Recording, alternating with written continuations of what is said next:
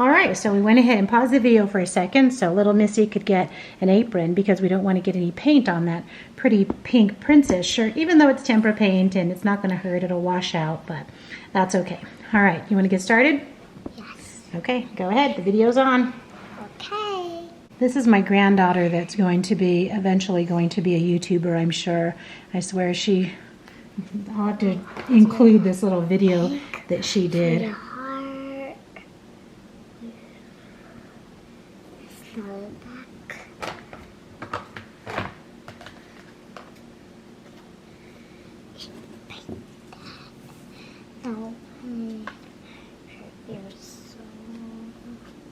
Green and all dark green. That's for her pretty. That's for this. Oh, let's get some purple. Mix it up with some blue. So as she's painting, I'll tell you a little bit about the project that I'm probably going to add on to this video. I went in the cupboard and I got out these cookie cutters. There's a couple of different sizes. My daughter-in-law has that big bucket of 100 cookie cutters of all shapes and sizes for every season and all that.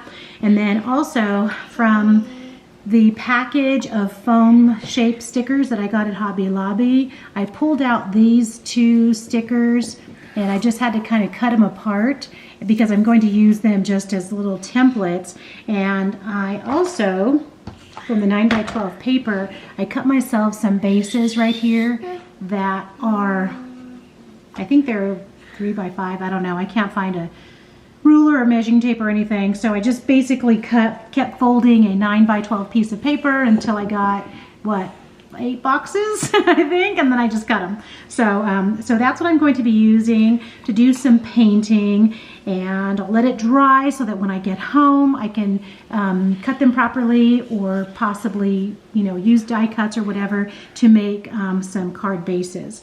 I have not yet taken out my Valentine's box that I have. It's not a lot of stuff, but I do have, if you have seen a previous video, I have 4 boxes of ephemera stickers and just Valentine goodies that I just keep down all year long, that I just keep in my cupboard because I use them to add hearts to projects that I'm working on all the time. How are you doing? How's your unicorn? Looks good. I like it. You got some purple going on and some pink, or some blue going on here. Let me put your sleeves up just a little bit. So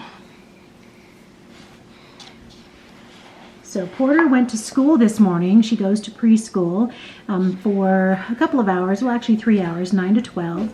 And so that was fun. This morning I had Monroe, and Monroe is 2, and so it was fun. We did some painting. She loved to paint her hand and make some handprints, and I'll show you that. Can I make handprints? We can do that too. And so she enjoyed painting, so we did that. We did a lot of puzzles. I want to do footprints. Oh my goodness, I don't know. We'll see about footprints. And they have a lot of wood puzzles, so we did puzzles this morning. And okay, you ready? Go show Lola where the M is. M. Yay! Say M. Good job. And then I did a little bit, I needed to vacuum, did a little bit of cleaning, and of course Monroe was right there helping me. She got the kitchen a little over wet because I was doing some dishes, and so of course she had to be in the water right there with the stool. So anyway, we had fun together this morning. The morning flew by, and my daughter-in-law Fiona had one of her friends whose daughter is in Porter's class, and her mom picked Porter up for preschool this morning and then brought her back. So that was nice. I really wasn't sure about driving because there is a little bit of snow on the ground, but it was 45 degrees today, which, normally 45 would be, oh, that's okay. It comes off. We'll wash it. 45 would be very cold, but the sun was shining, and so I thought, and my son and daughter-in-law, left me her car, and so I thought, we're just going to get out for a little bit, and what better place to go than Hobby Lobby, and they're so lucky. I mean, their Hobby Lobby is just up the street, just 3 miles away from them. So Ross is next door. I was thinking I might go into Ross, but by that time it was already almost 1:30 and the kids were ready for lunch, and I knew that Monroe needed to take a nap. So that's where she is right now. She's still napping. Monroe takes longer naps, right? Right. And I take short naps. Yes, Porter takes short naps. So, do you want to tell everyone what you did at school today? Yes. What did you do? I want to do a video. Oh, you want to talk into the camera? Yes. Oh, okay. Hold on. Hold on. Let me fix it. Okay, go ahead. Hi guys. So I'm painting a unicorn. Does it look super beautiful? All right, this is what she has so far. She's doing a great job. So she's going to continue painting her unicorn, then we're going to let it dry, and then she wants to do You some got other paint on the finger. I do have paint on my finger. She wants to do some other painting, so we'll do that together. I'm going to start on my projects. Ouch.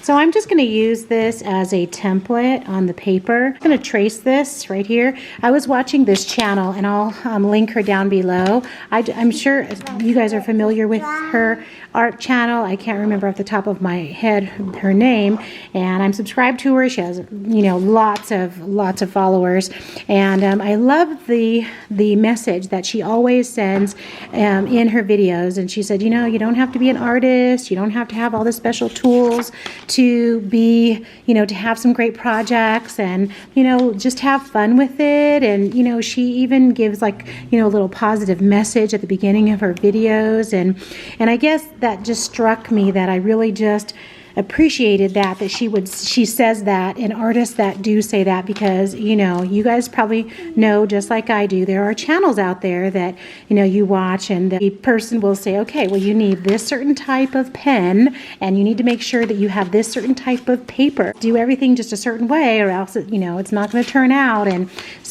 I'm just not that kind of crafter. I'm a wannabe artist, and I love to use paints and color, but I don't know what I'm doing half the time. But if I can follow a tutorial and figure it out, then that's great. So, okay, so I did plenty of those, and now I want to do, this is going to be a little bit tedious to do these, but I really just want to trace some of these, just different places on here. I couldn't find a pencil in their house, so I'm just using a pen, which normally probably if I was at home I would use a pencil, but that's okay, because I think what I'm going to do is I'm going to use a marker, and I'm going to trace around the outside of all these after I paint them.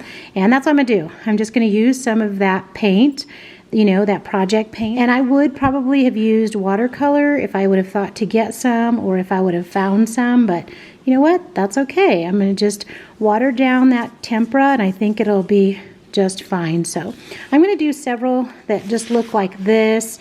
And so again, the idea is that I'm going to just paint these, let them dry, take them home, and then use them for card bases, and it'll be fun. Okay. All right, she's all finished painting her unicorn. So we're going to let that dry, and now she's getting ready to paint her flower. So we're just going to take another paper plate. We're just going to set it right there, right on top of that one, nice and easy. And we're going to put her colors in there that she wants for her flower. Okay, what colors do you want?